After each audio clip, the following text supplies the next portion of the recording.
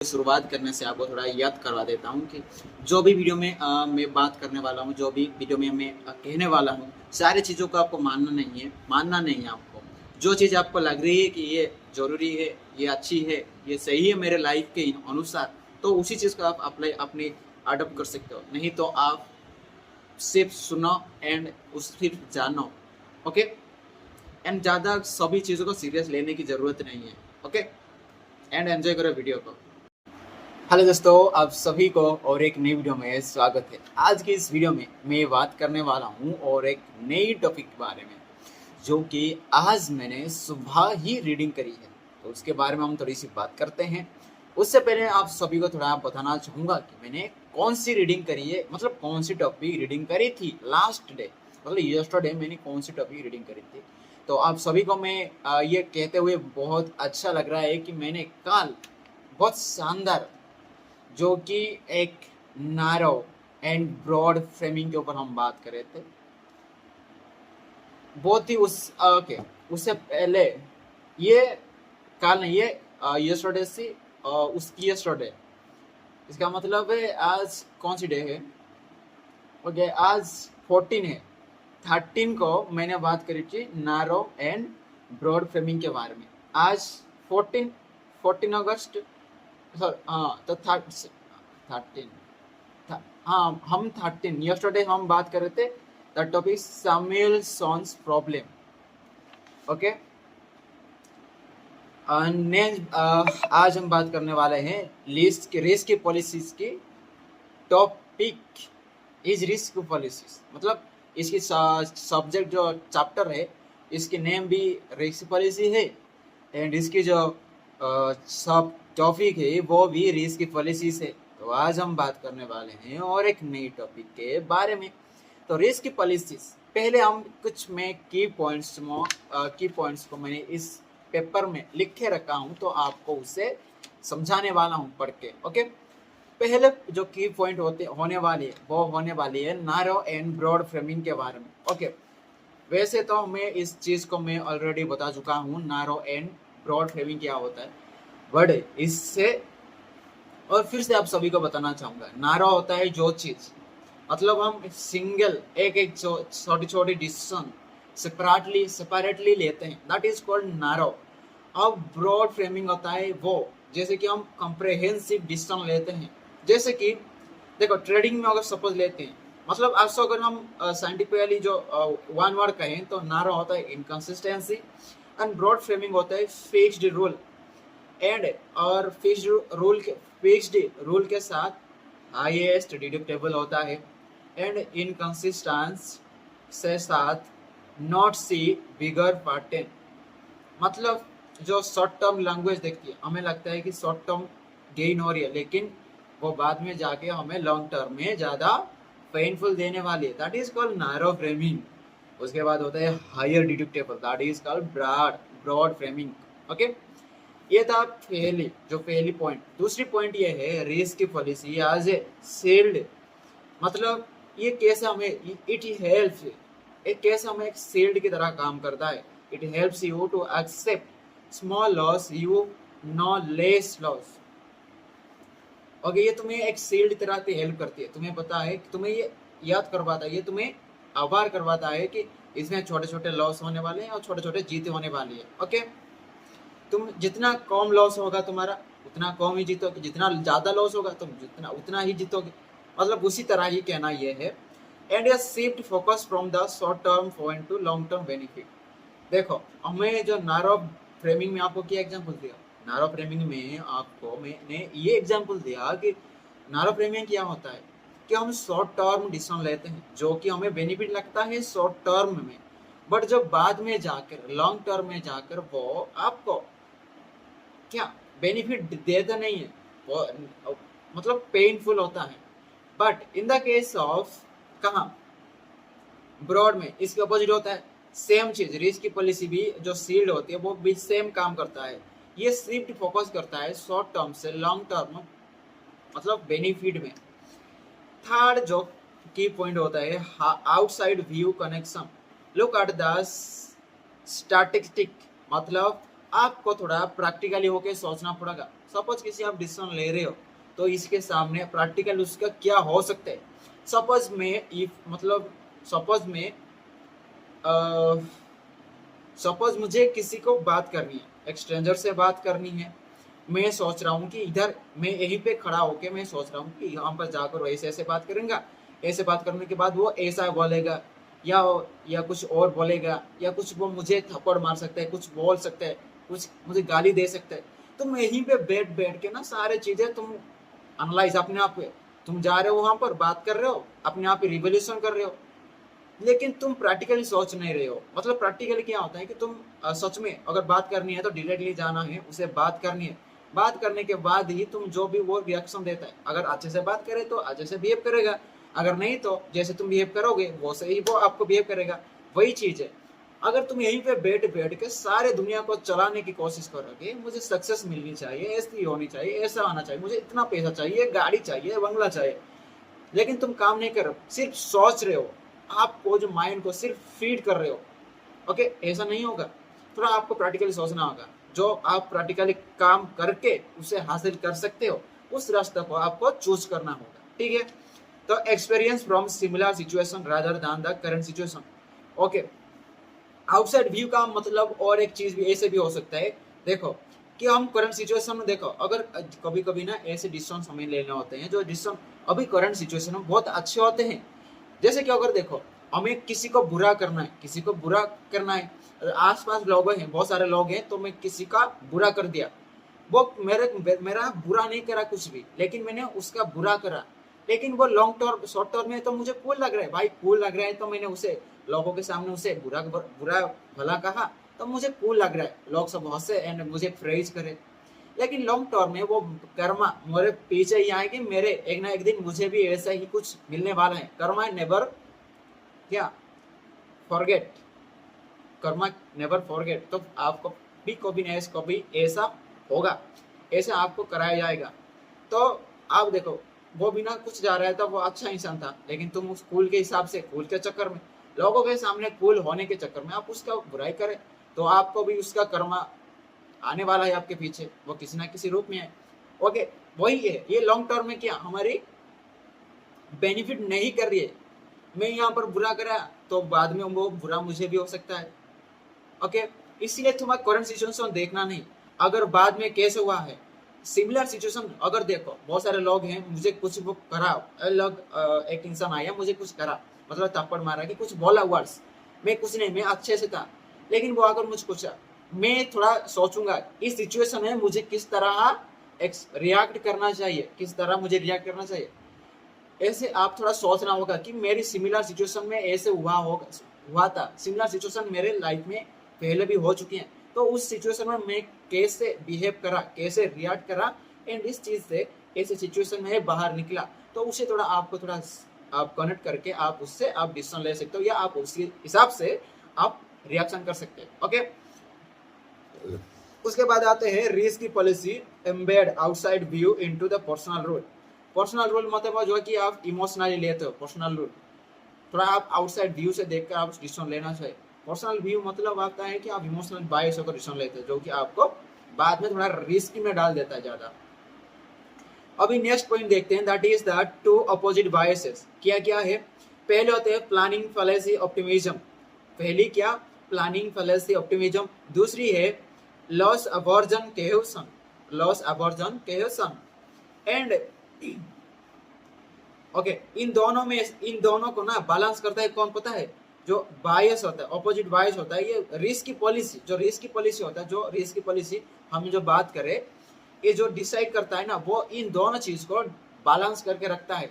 वो अगर कौन से भी जो अगर ज्यादा हो गया, कौन सा भी, जैसे कि प्लानिंग फैलेसी ऑप्टिमिज्म ज्यादा हो गया, इससे हम क्या करते हैं, ओवर एस्टिमेट कर देते हैं किसी चीज को।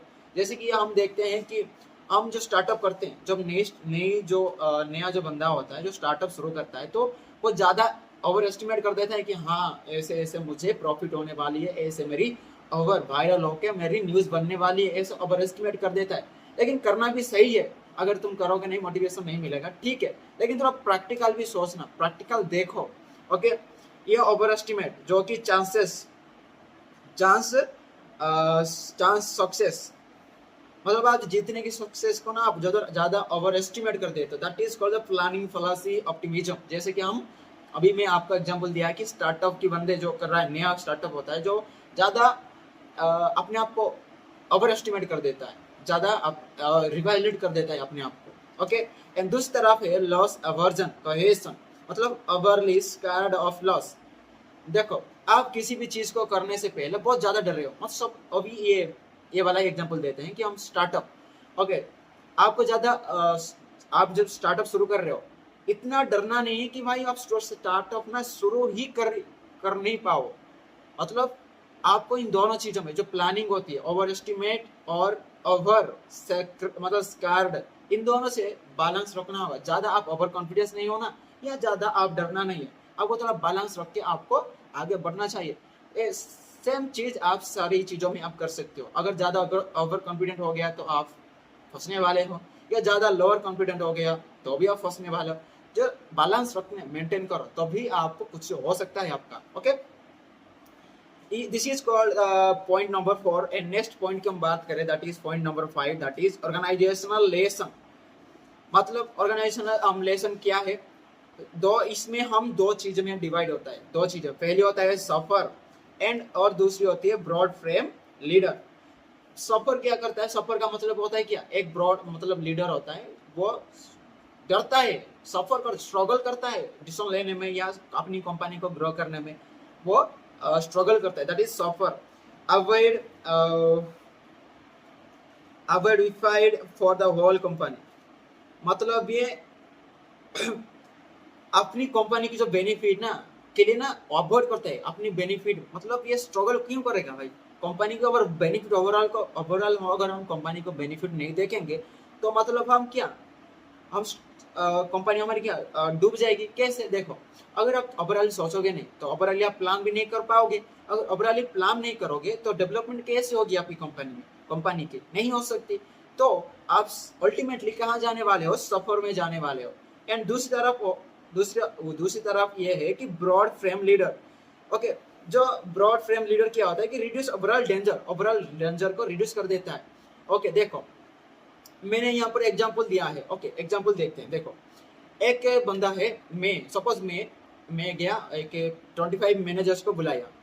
ओके, एंड उनसे मैं कहा कि आपको एक रिस्क लेना है या कंपनी आपको बेनिफिट देने वाली जो एक डिसीजन लेना है, या कंपनी को आप नॉर्मल रहना है, रिस्क नहीं लोगे। रिस्क लोगे तो आपकी कंपनी ग्रो होगी, नहीं लोगे तो आपकी ऐसे ही जैसे है वैसे ही रहेगी। तो अगर आप ना 25 जो 25 जो मैनेजर्स होंगे अगर उन्हें पूछोगे तो कुछ भी नहीं कहेंगे। अगर देखो, अगर तुम वहीं पे पास बैठोगे, वहीं साइड में एक सीईओ बैठा होगा इस कंपनी के, अगर उन्हें तुम ये ऑप्शन दोगे तो वो डेंजर रिस्क थोड़ा लेगा लेकिन ओवरऑल बेनिफिट कंपनी के लिए ही लेगा। ओके, इसे क्या पता चला है? अगर हम ज्यादा नंबर्स देते हैं तो हमारी जो कंपनी की ग्रो वो कम हो नहीं रही है। अगर हम एक ही को डिसाइड करने के लिए देते हैं, एक ही सीईओ को देते हैं, वो डिसाइड करता है, उसके बाद वो कहता है कि ऐसा ऐसा करना है हमारी कंपनी के लिए, एंड वो उस हिसाब से हमारी कंपनी डेवलप होगी। ओके, इसलिए सीईओ होता है, रिस्क टेक होता है। ओके, रिस्क टेकर होता है। एंड 25 जो मैनेजर्स होते हैं जो not take, because the diversity बहुत सारे हैं, वो 25 में बहुत सारे हैं। क्योंकि भाई कौन भी अलग कौन ये चूज करेगा, पहले वाला ऑप्शन चूज करेगा, कौन दूसरी वाला ऑप्शन चूज करेगा, कौन और कौन होगा, अलग अलग ऑप्शन चूज करेंगे, इसमें डाइवर्सिटी आ जाता है। एंड जो सीईओ होता है वो सारे कंपनी को वो अपने अंडर रखता है, मतलब ये जहाँ जो भी कहेगा वो सारे करने पड़ेंगे। इसलिए वो ओवरऑल सीईओ होता है, ओवरऑल बेनिफिट कंपनी को देखता है, उस हिसाब से वो डिसीजन लेता है, रिस्क थोड़ी सी भी लेता है, एंड उस हिसाब से वो सारे मैनेजर्स भी काम करते हैं। ओके, ठीक है। अभी आते हैं last point, that is application. Application में क्या होता है? हम ट्रेडर्स, इन्वेस्टर एंड का कंज्यूमर। देखो, ट्रेडर्स कैसे करते हैं कि लेस, देखो हम इस चीज को ना हम कैसे यूज करते हैं? ट्रेडर्स यूज करते हैं, इन्वेस्टर्स यूज करते हैं, और कंज्यूमर यूज करते हैं। कंज्यूमर जो हम जो है, जो हम सारे लोग हैं वो हम कंज्यूमर हैं। तो पहले है तो ट्रेडर की जो थिंकिंग होती है बहुत डिफरेंट होती है। जो कि इमोशंस को वो साइड करते हैं। जब वो ट्रेडिंग करने बैठते हैं तो वो इमोशन को साइड करते हैं एंड वो ट्रेडिंग करने बैठते हैं। इसमें उनकी क्या मंत्रा होता है, क्या वो मतलब क्या होता है, वो क्या सोच होती है उनकी। उनकी सोच ये होती है कि लॉस हम इनपुट देंगे, लॉस से ही हमारी, अगर लॉस होती है तो कम लॉस होगी, अगर विन होती है भी कम ही विन होगी। हम ज्यादा में चक्कर में जाएंगे तो हमारी ज्यादा भी लॉस हो सकती है। ओके, इसलिए थोड़ा सा इनपुट थोड़ा सा गेन। अगर ज्यादा में चक्कर में जाएंगे तो पता नहीं सारे ही डूब जाएंगे। इसलिए मतलब जो ट्रेडर्स होते हैं वो लेस ऑन लेस लॉस, कम जीतो कम हारो। ओके, ये मंत्र होता है। एंड दूसरी तरफ आते हैं इन्वेस्टर्स। इन्वेस्टर क्या करते हैं, less check portfolio for short term emotional biases. जो देखो, आप एक पोर्टफोलियो में अगर इन्वेस्टर क्या करते हैं, एक कंपनी में इन्वेस्ट करता है।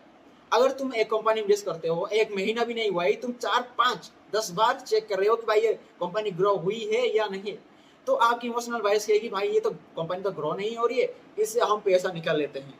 ओके, एंड दूसरी तरफ दूसरी जगह पे हम शिफ्ट कर लेते हैं। ऐसा नहीं हुआ तो आपको प्रॉफिट ही में नहीं मिलने वाला भाई। तो एक कंपनी क्या होता है, 1 महीने या 2 महीने, 3, 4 महीने या 6 महीने या 1 साल 2 साल लग सकता है वो ग्रो होने में, उसकी रेवेन्यू बढ़ने में। ओके, तो आपको क्या करना है, उस पोर्टफोलियो अगर शिफ्ट कर रहे हो, मतलब आप लिए हो, आप जो कंपनी में इन्वेस्ट कर रहे हो, उस पोर्टफोलियो आपको ज्यादा देखना नहीं। अगर ज्यादा देखोगे तो आपकी इमोशन को बहुत ट्रिगर करेगा एंड आप उस चीज से पैसा मतलब उठा के आप अलग कंपनी में आप उसे डाल सकते हो। इसलिए आप ज्यादा उसमें देखोगे नहीं। एंड जो ज्यादा इन्वेस्टर क्या करते हैं कि ज्यादा पोर्टफोलियो वो देखते नहीं है ज्यादा। ओके, एंड नेक्स्ट आते हैं कंज्यूमर। कंज्यूमर क्या करता है, avoid unnecessary paying and extended warranty. Okay, और कंज्यूमर को क्या करना चाहिए कि अवॉइड करना चाहिए क्या, अननेसेसरी पे, मतलब अननेसेसरी पेइंग। कंज्यूमर क्या करना चाहिए, जैसे कि देखो, मैं मार्केट जाता हूँ एंड एक दुकान में मैंने एक पेन पूछा। उस दुकान में पेन का प्राइस था 5 रुपया एंड मैं थोड़ी सी, अगर 5 रुपया था, मैं खरीद के आ गया 5 रुपया देकर। एंड मेरे दोस्त ने कहा, अरे यार ये कहाँ से पेन खरीदा। मैं बोला कि मार्केट गया हुआ था तो मैंने 5 रुपया देकर इसे खरीदा। अरे यार बड़ी गलत कर दिया तुमने, ये तो 1 रुपया में इधर हमारे दुकान के, हमारे घर के पास जो दुकान है उसमें मिल जाता है 1 रुपया में। भाई आप सोच रहे हो, भाई मैंने 5 रुपया देकर आया, इसका मतलब आप अननेसेसरी पेइंग करें। मतलब इस चीज को अवॉइड करना है। कैसे अवॉइड हो सकता है, अगर आप मार्केट जा रहे हो, अगर 3-4 दुकान है तो आप 3-4 दुकान में आपको थोड़ा पूछना है कितना प्राइस है इस चीज का। एंड उसके बाद आपको उस चीज में जाकर जो भी आपको खरीदना है, जो भी आपको सुइटेबल लगे प्राइस, तो उसी के हिसाब से आपको लेना है। ओके, अगर आप एक ही ऑप्शन है आपके पास तो आप जो हाई प्राइस हो, लो प्राइस हो, आप लेना ही लेना है, जरूरत है।